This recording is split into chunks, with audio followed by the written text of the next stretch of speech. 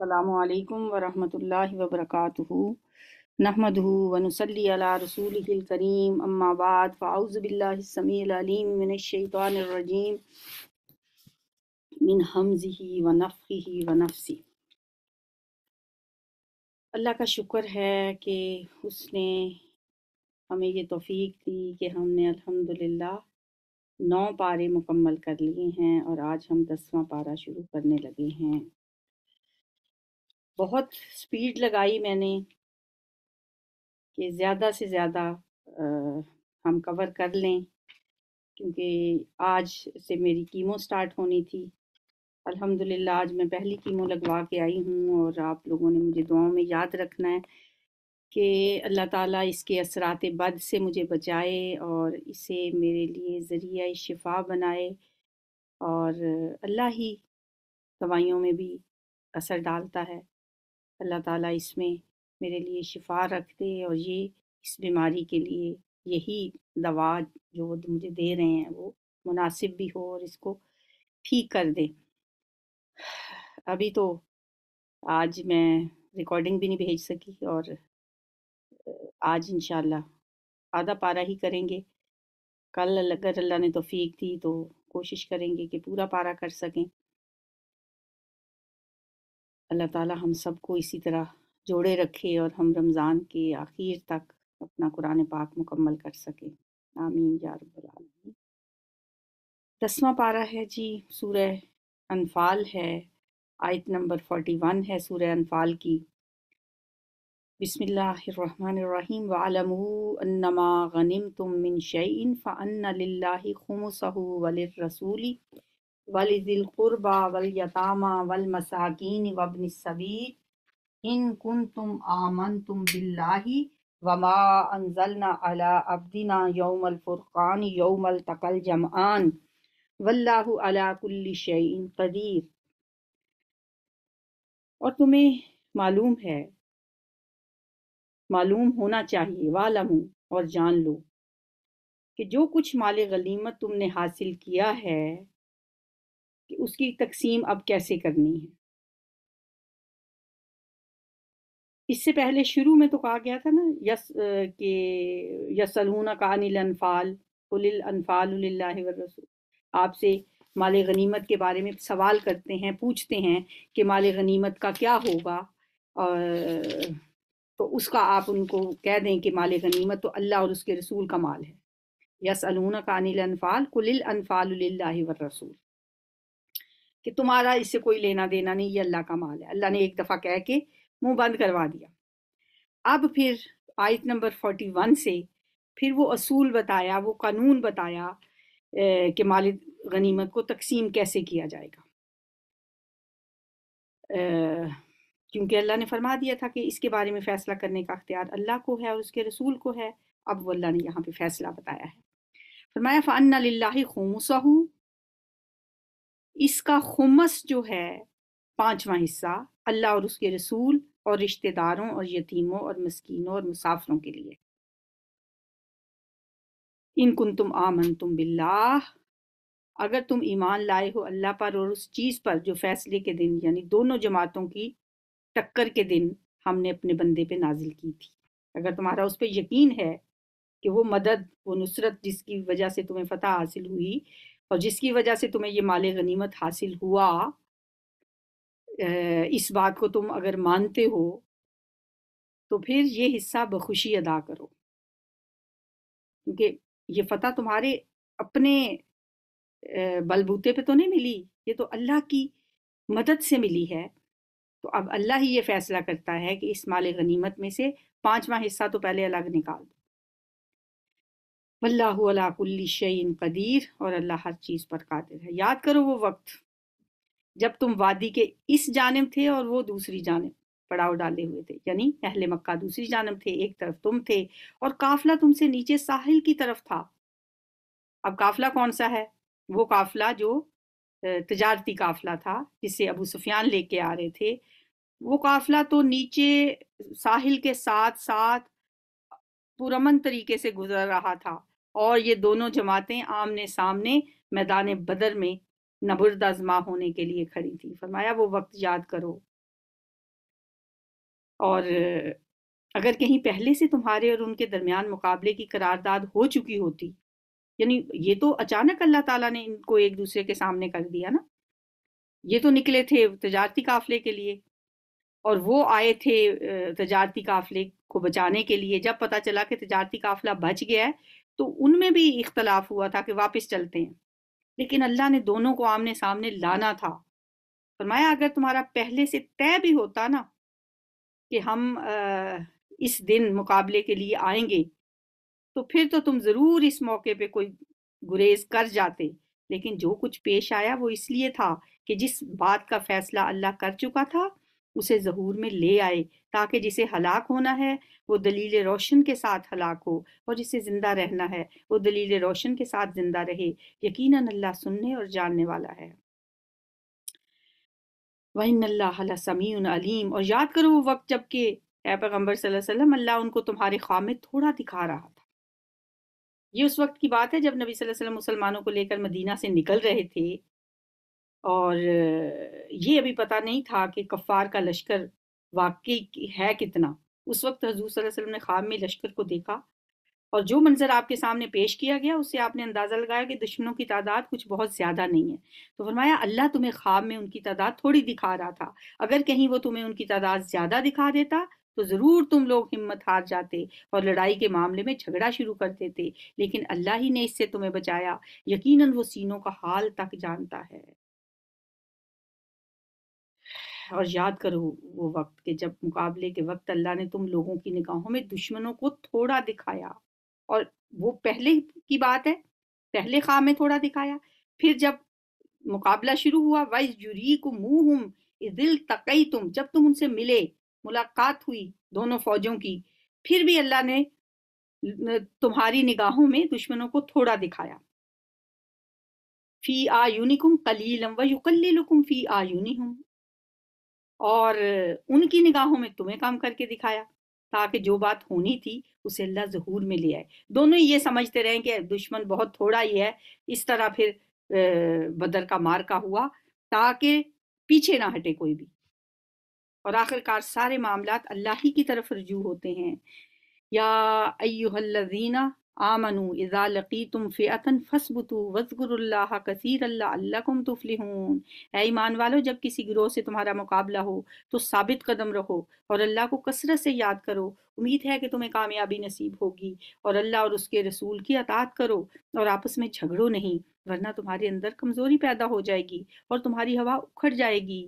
صبر سے کام لو، صبر سے کام لو یعنی اپنی جذبات کو قابو میں رکھو، جلد بازی، گھبراہٹ، طمع اور نامناسب جوش سے بچو، ٹھنڈے دل سے جچی تلی قوت فیصلہ کے ساتھ کام کرو۔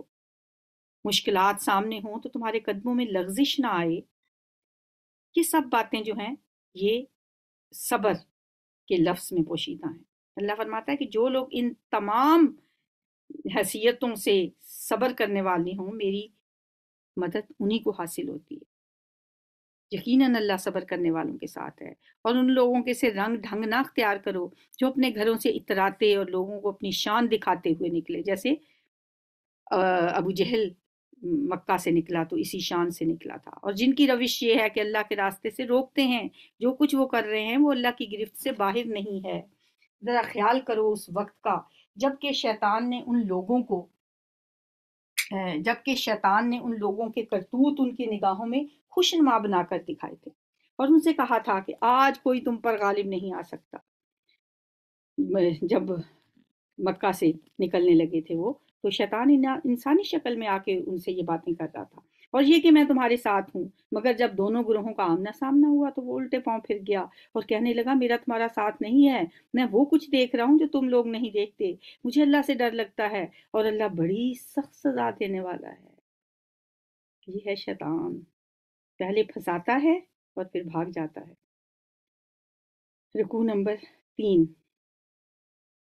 جب منافقین اور وہ سب لوگ جن کے دلوں کو روگ لگا ہوا ہے کہہ رہے تھے کہ ان لوگوں کو تو ان کے دین نے خبط میں مبتلا کر رکھا ہے، یعنی مسلمانوں کو منافق لوگ کہہ رہے تھے، مدینہ کے منافق اور وہ سب لوگ جو دنیا پرستی اور اللہ سے غفلت کے مرض میں گرفتار تھے، وہ یہ دیکھ کر کہ مسلمانوں کی تھوڑی سی جماعت ہے بے سر و سامان، یہ قریش جیسی قوت سے ٹکرانے جا رہی ہے۔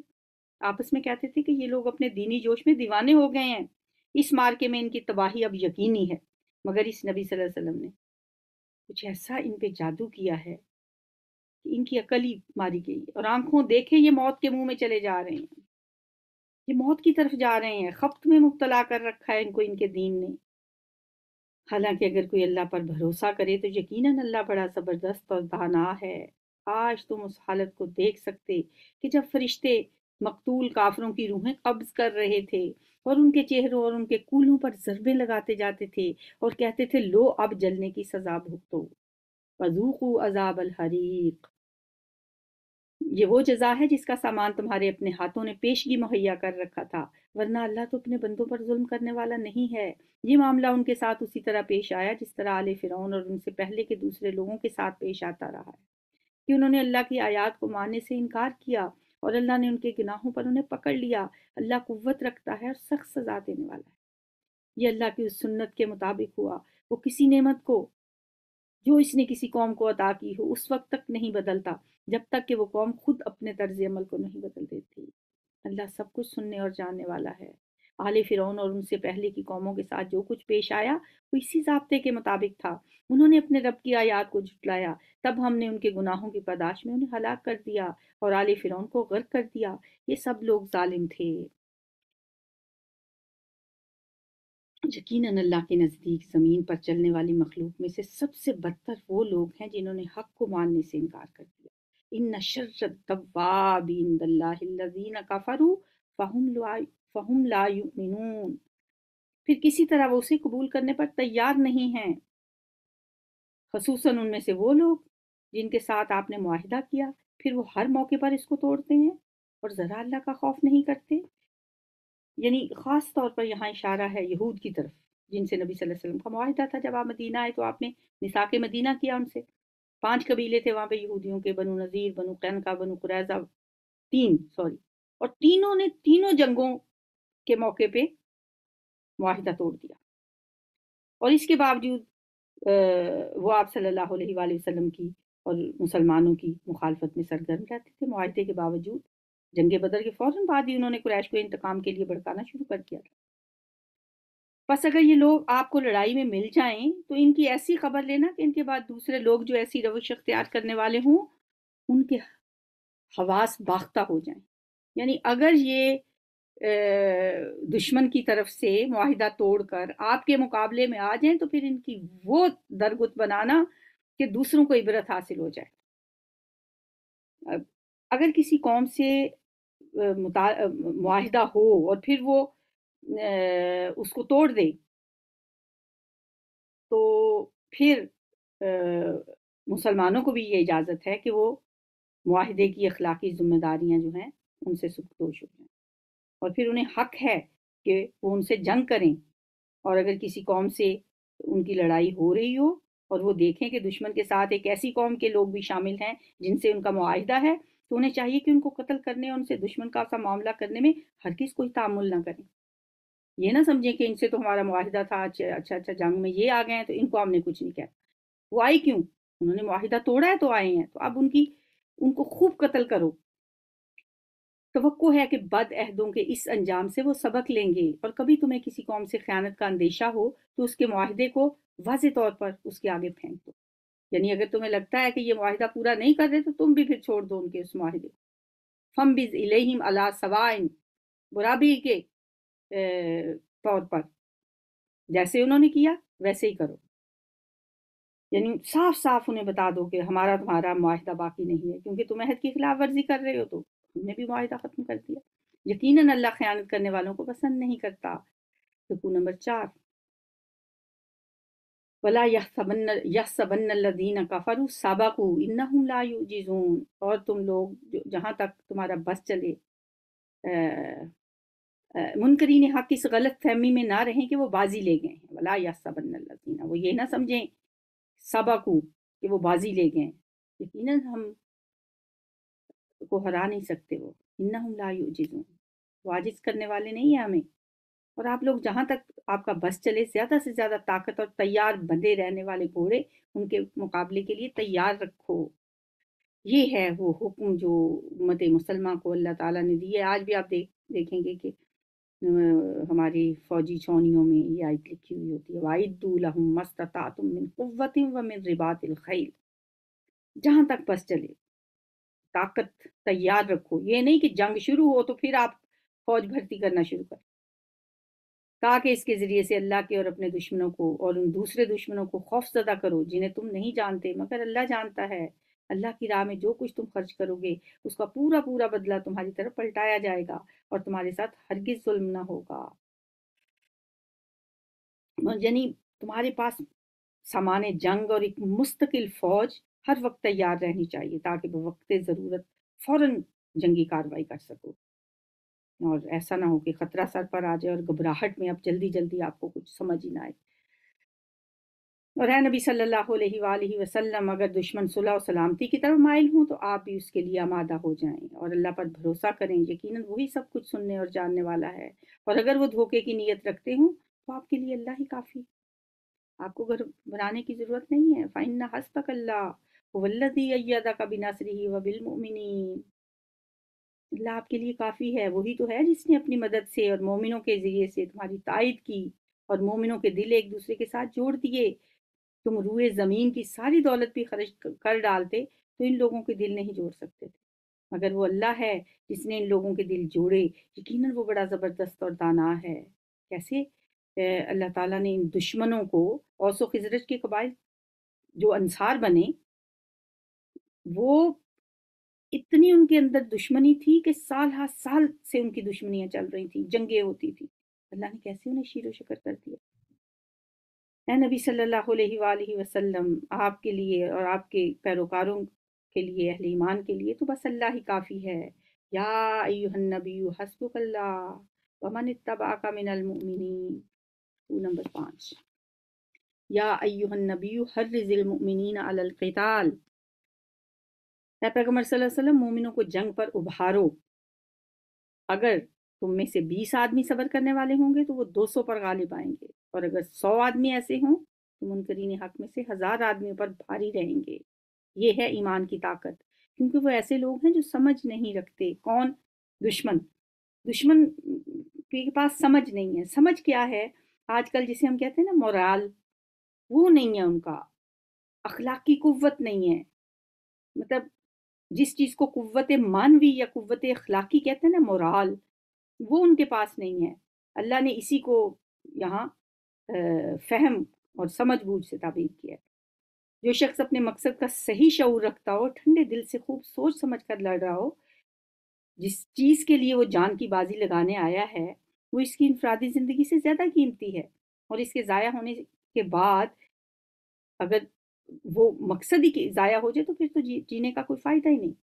وہ بے شعوری کے ساتھ لڑنے والے آدمی سے کئی گنا زیادہ طاقت رکھتا ہے، اگرچہ جسمانی طاقت میں دونوں کے درمیان کوئی فرق نہیں ہے، لیکن جو ایک موریل ہے، جو اخلاقی قوت ہے، یہ مومنوں کے پاس ہوتی ہے۔ اس لیے وہ فرمایا 20 آدمی صبر کرنے والے ہوں گے تو 200 پر غالب آ جائیں گے۔ اچھا، پھر اب اللہ نے تمہارا بوجھ ہلکا کیا، الآن خفف اللہ عنکم، اور اس سے معلوم ہو گیا کہ ابھی تم میں کمزوری ہے، پس اگر اب تم میں سے 100 آدمی صبر کرنے والے ہوں تو 200 پر، اور 1000 آدمی ہوں تو وہ 2000 پر اللہ کے حکم سے غالب آئیں گے۔ اس کا یہ مطلب نہیں ہے کہ پہلے 1 اور 10 کی نسبت تھی اور اب چونکہ تم میں کمزوری آ گئی ہے اس لیے 1 اور 2 کی نسبت قائم کر دی گئی ہے، بلکہ اس کا مطلب یہ ہے کہ اصولی حیثیت سے تو اہل ایمان اور کفار کے درمیان 1 اور 10 ہی کی نسبت ہے، لیکن چونکہ ابھی تم لوگوں کی اخلاقی تربیت مکمل نہیں ہوئی، ابھی تک تمہارا شعور، تمہاری سمجھ بوجھ کا پیمانہ اس حد تک نہیں پہنچا، بلوغ کی حد تک کو نہیں پہنچا، اس لیے سرے دست تم سے یہی مطالبہ کیا جاتا ہے کہ اپنے سے دگنی طاقت سے ٹکرانے میں تو تمہیں کوئی تعامل نہیں ہونا چاہیے۔ دیکھیں کہ یہ 2 ہجری کی بات ہے جب جنگ بدر ہو رہی ہے، اس وقت مسلمانوں میں بہت سے لوگ وہ تھے جو ابھی اسلام جنہوں نے قبول کیا تھا، تازہ تازہ مسلمان ہوئے تھے اور ان کی تربیت ابھی ابتدائی حالت میں تھی۔ تو یہ اس وقت اللہ تعالیٰ نے فرمایا تو اب تو تم اپنے سے دگنے فوج کو بھی دیکھو نا تو سمجھو کہ ہم اس پہ پورے اتریں گے آہستہ آہستہ. پھر اللہ تعالیٰ نے ان میں اور ترقی دی، اور اللہ ان لوگوں کے ساتھ ہے جو صبر کرنے والے ہیں. کسی نبی کے لیے یہ مناسب نہیں ہے کہ اس کے پاس قیدی ہوں. اب بات آ گئی اس کی، جب غزوہ بدر ہو گئی، 70 مسلمانوں کو انہوں نے مارا اور 70 کو قیدی بنا کے لے آئے. اب قیدیوں کے ساتھ کیا سلوک کرنا تھا؟ وہ جو سلوک کیا گیا وہ کہ وہ اجازت کے مطابق ہی تھا، لیکن وہ اللہ کو پسند نہیں آیا. حضرت عمر نے حالانکہ مشورہ دیا تھا کہ یہ ایسا نہ کریں، لیکن نبی صلی اللہ علیہ وسلم نے اکثریت کی رائے مانی اور آپ نے فیصلہ خود یہی کیا کہ قیدیوں کے بدلے میں فدیہ لے لیا جائے، اور جو لوگ فدیہ نہیں دے سکتے ہمارے بچوں کو لکھنا پڑھنا سکھا دیں تو ان کو چھوڑ دیا جائے گا. تو اللہ فرما گئے ہیں اس بارے میں کسی نبی کے لیے یہ بات مناسب نہیں ہے کہ اس کے پاس قیدی ہوں جب تک کہ وہ زمین میں دشمنوں کو اچھی طرح کچل نہ دے. تم لوگ دنیا کے فائدے چاہتے ہو، حالانکہ اللہ کے پیش نظر آخرت ہے اور اللہ غالب اور حکمت والا ہے. اگر اللہ کا لکھا ہوا پہلے نہ لکھا جا چکا ہوتا تو جو کچھ تم نے لیا ہے اس کی پاداش میں تم کو بڑی سزا دی جاتی.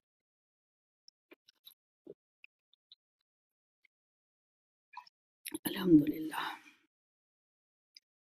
بس جو کچھ تم نے مال حاصل کیا ہے اسے کھاؤ کہ وہ حلال اور پاک ہے، اور اللہ سے ڈرتے رہو.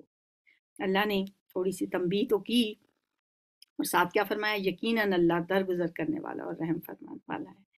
یعنی اللہ نے تم لوگوں کا یہ قصور معاف تو کر دیا ہے، لیکن یہ پسند نہیں آئی اللہ کو بات، کیونکہ جنگ بدر سے پہلے سورہ محمد نازل ہو چکی تھی جو کہ قرآن کی کوئی 28ویں پارے میں ہے شاید.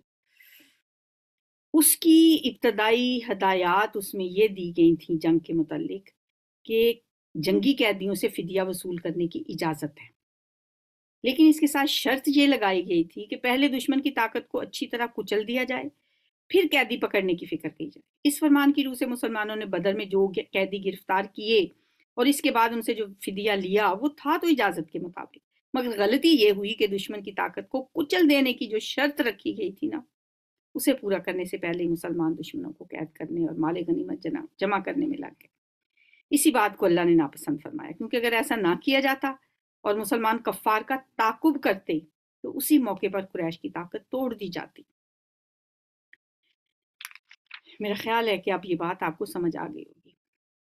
اے نبی صلی اللہ علیہ وسلم، تم لوگوں کے قبضے میں جو قیدی ہیں ان سے کہو اگر اللہ کو معلوم ہوا کہ تمہارے دلوں میں کچھ خیر ہے تو وہ تمہیں اس سے بڑھ چڑھ کر دے گا جو تم سے لیا گیا ہے. یعنی جو فدیہ تم سے لیا گیا ہے اللہ تمہیں اس سے بھی بہتر دے گا اگر تمہارے دل میں کوئی خیر ہوئی تو، اور تمہاری خطائیں معاف کر دے گا. اللہ درگزر کرنے والا ہے اور رحم فرمانے والا ہے. لیکن اگر وہ تیرے ساتھ خیانت کا ارادہ رکھتے ہیں یعنی قیدی، تو اس سے پہلے وہ اللہ کے ساتھ خیانت کر چکے ہیں، چنانچہ اسی کی سزا اللہ نے انہیں دی ہے کہ وہ آپ کے قابو میں آ گئے. اللہ سب کچھ جانتا اور حکیم ہے. جن لوگوں نے ایمان قبول کیا اور ہجرت کی اور اللہ کی راہ میں اپنی جانیں لڑائیں اور اپنے مال کھپائے، اور جن لوگوں نے ہجرت کرنے والوں کو جگہ دی اور ان کی مدد کی، وہی دراصل ایک دوسرے کے دوست ہیں، ولی ہیں. رہے وہ لوگ جو ایمان تو لے آئے مگر ہجرت کر کے دارالسلام میں آ نہیں گئے تو ان سے تمہارا ولایت کا تعلق نہیں ہے جب تک کہ وہ ہجرت کر کے آ نہ جائیں. ولایت کا لفظ عربی میں حمایت، نصرت، مددگاری، دوستی، قرابت، سرپرستی، اس سے سارے ملتے جلتے مفہوم کے لیے بولا جاتا ہے. اس آیت میں اس سے مراد وہ رشتہ ہے جو ایک ریاست کا اپنے شہریوں سے اور شہریوں کا اپنی ریاست سے ہوتا ہے، اور شہریوں کے درمیان آپس میں ہوتا ہے وہ بھی ولایت کا رشتہ ہوتا ہے. تو یہ آیت جو ہے یہ سیاسی ولایت کو اسلامی ریاست کی عرضی حدود تک محدود کرتی ہے. مثلا جو سیاسی ولایت ہے نا، دوستی یا حمایت، وہ انہی لوگوں کے ساتھ ہے جو کہ مدینے کی ریاست کے اندر ہیں، اور اس مدینے کی حدود سے باہر کے مسلمانوں کو اس مخصوص رشتے سے خارج کر دیتی ہے. مطلب ولایت کا رشتہ صرف مدینے کے اندر کے مسلمانوں کے. والذین آمنوا ولم یہاجروا ما لکم من ولایتہم من شیء حتی یہاجروا، اس کے لیے ان کو ہجرت کرنا ضروری ہے. ٹھیک ہے، تو اگر وہ ہجرت کریں گے پھر وہ اس کے حقدار ہوں گے. हत्ता युहाजिरू, वो हिजरत करके आए। हाँ, अगर वो दीन के मामले में तुमसे मदद मांगे, व इनिस तंसरूकुम फिद्दीनी फ़अलैकुमुन नस्रु, हाँ फिर तुम उनकी मदद करना तुम पे फर्ज है। लेकिन अगर किसी ऐसी कौम के खिलाफ नहीं जिससे तुम्हारा मुआहिदा हो, लेकिन किसी ऐसी कौम के खिलाफ अगर होगा तो फिर मुआहिदा यानी जिसके साथ आपका मुआहिदा है, फिर तुमने उन मजलूम मुसलमानों की मदद नहीं करनी कि हम इस कौम के साथ अहद में बंधे हुए। मेरा ख्याल है बात समझ आ गई होगी कि हिजरत करना फ़र्ज़ है। अगर कोई हिजरत नहीं करता उनके साथ आपका कोई विलायत का रिश्ता नहीं है। हाँ, अगर कोई मुसलमान ऐसे हैं वो आपसे मदद मांगते हैं तो आपको मदद करना तो उनकी फ़र्ज़ है, लेकिन वो भी उस वक्त अगर वो उस कौम में ना हो जिनके साथ आपका कोई मुआहिदा हो, उनके साथ आपने कोई मुआहिदा कर रखा हो। जो कुछ आप करते हो अल्लाह उसे देखता है। जो लोग मुनकरे हक हैं वो एक दूसरे की हमायत करते हैं। अगर तुम ये ना करोगे तो ज़मीन में फितना और बड़ा फसाद बर्पा हो जाएगा। यानी दारुसलाम के मुसलमान एक दूसरे के अगर वली नहीं बनेंगे और अगर हिजरत करके दारुसलाम में ना आने वाले और दारुल कुफर में रहने वाले मुसलमानों को दारुल इस्लाम के मुसलमान अपनी वलायत से खारिज ना समझेंगे, इस तरह की सारी बातें अगर हैं तो फिर ज़मीन में बड़ा फसाद बर्पा होगा। जो लोग ईमान लाए, जिन्होंने अल्लाह की राह में घर बार छोड़े, जिद्दोजहद की यानी जिहाद किया, जिन्होंने पनाह दी और मदद की, उलाइका हुमुल मुमिनून हक्का, वही सच्चे मोमिन हैं। उनके लिए खताओं से दरगुजर है और बेहतरीन रिस्क है। वल्लज़ीना आमनू मिन बाद व हाजरू व जाहदू मअकुम फउलाइका मिनकुम व उलुल अरहाम बाज़ुहुम औला बिबाज़िन फ़ी किताबिल्लाह इन्नल्लाह बिकुल्लि शैइन अलीम। और जो लोग बाद में ईमान लाए और हिजरत करके आ गए और आपके साथ मिलकर जिद्दोजहद करने लगे, वो भी आप लोगों ही में शामिल हैं, मगर अल्लाह की किताब में खून के रिश्तेदार एक दूसरे के ज़्यादा हकदार हैं। यकीनन अल्लाह हर चीज़ को जानता है। पहले ये होता था ना, जो हिजरत करके आए अल्लाह ताला ने मुहाजिर और अंसार को भाई भाई बना दिया। वो उनकी भाईचारा इतना मजबूत था कि वो आपस में एक दूसरे को अपनी विरासत में भी शामिल करते थे। यानी अंसार के जो कोई मरता था तो उस विरासत में उस महाजिर भाई को भी हिस्सा मिलता था। तो यहाँ पे अल्लाह ताला ने फिर उस बात को मनसूख कर दिया कि जो खून के रिश्तेदार हैं वो एक दूसरे के ज़्यादा हकदार हैं।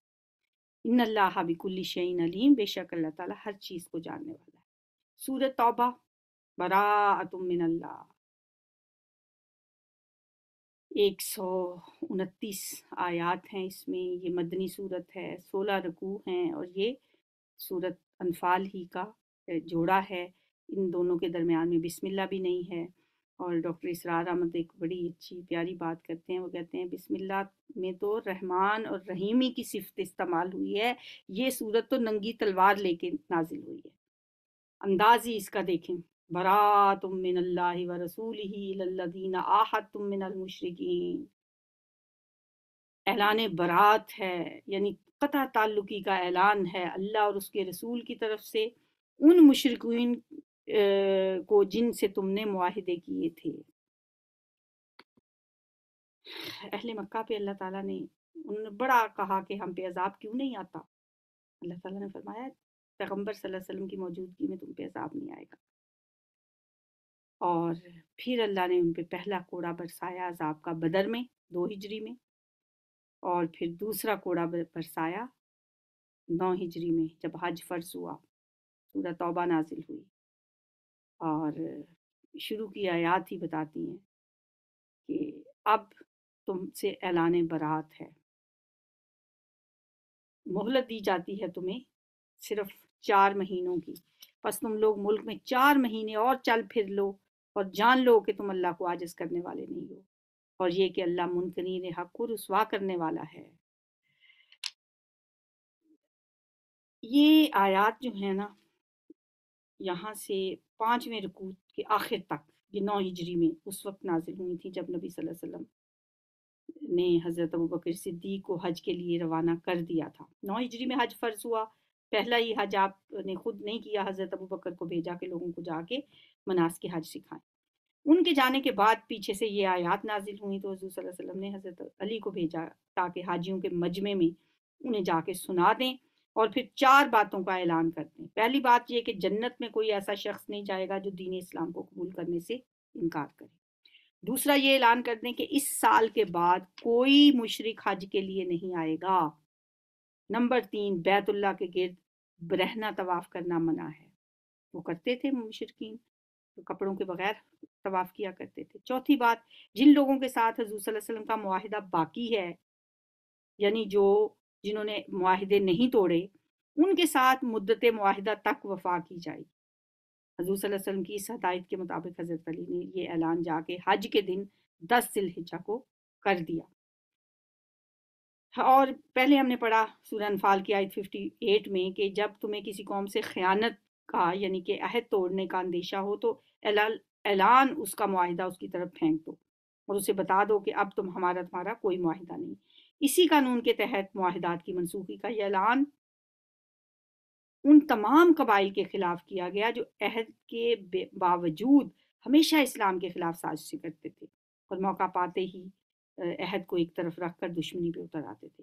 اس اعلان کے بعد مشرکین عرب کے لیے اس کے سوا کوئی چارہ بچا ہی نہ کہ یا تو لڑنے پر تیار ہو جائیں، یا اسلامی طاقت سے ٹکرا کر خود ہی صفاستی سے مٹ جائیں، یا پھر ملک چھوڑ کر چلے جائیں، یا پھر اسلام قبول کر کے اپنے آپ کو اور اپنے علاقے کو ان کی مسلمانوں کی حکومت کے تابع کر دیں۔ تو یہ اعلان اس وقت کیا گیا کہ 4 مہینے ہیں تمہارے پاس، 4 مہینوں کے بعد پھر تمہارے خلاف کاروائی کی جائے گی۔ ان 4 مہینوں کو کہا جاتا ہے کہ یہ تمہارے پاس حرمت والے 4 مہینے، وہ حرمت والے نہیں یعنی جن کی تمہیں مہلت دیتی ہے۔ چل پھر لو 4 مہینے، فسیحوا فی الارض 4 اشہر، 4 مہینے چل پھر لو، جان لو کہ تم اللہ کو تو عاجز نہیں کر سکتے۔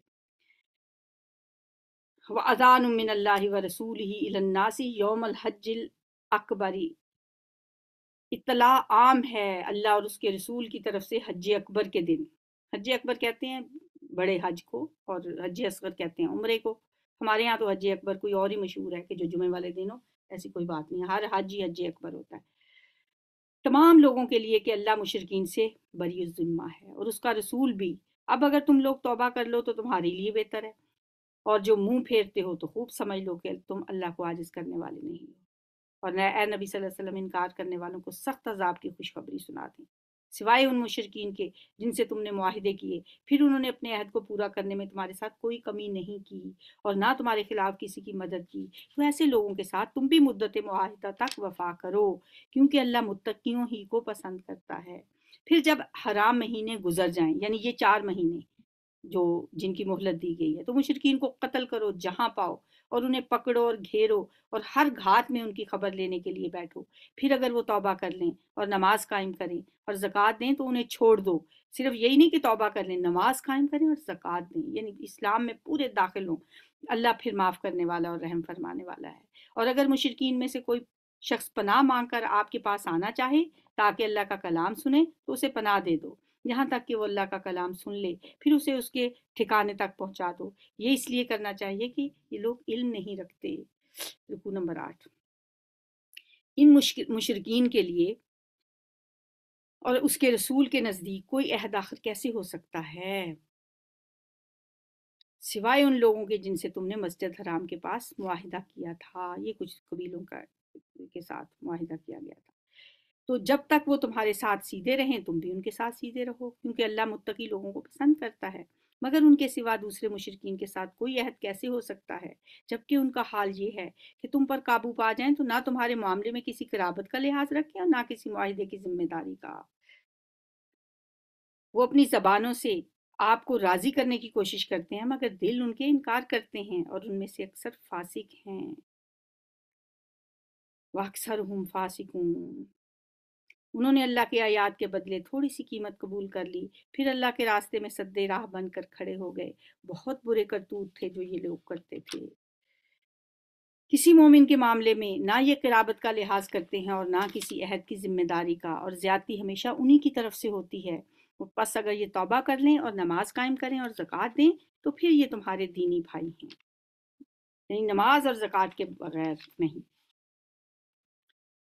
پھر یہ تمہارے دینی بھائی ہیں، اور جاننے والوں کے لیے ہم اپنے احکام واضح کیے دیتے ہیں۔ اور اگر عہد کرنے کے بعد یہ پھر اپنی قسموں کو توڑ ڈالیں اور تمہارے دین پر حملے کرنے شروع کر دیں تو کفر کے سرداروں سے جنگ کرو، کیونکہ ان کی قسموں کا کوئی اعتبار نہیں، شاید کہ پھر تلوار ہی کے زور سے وہ باز آ جائیں۔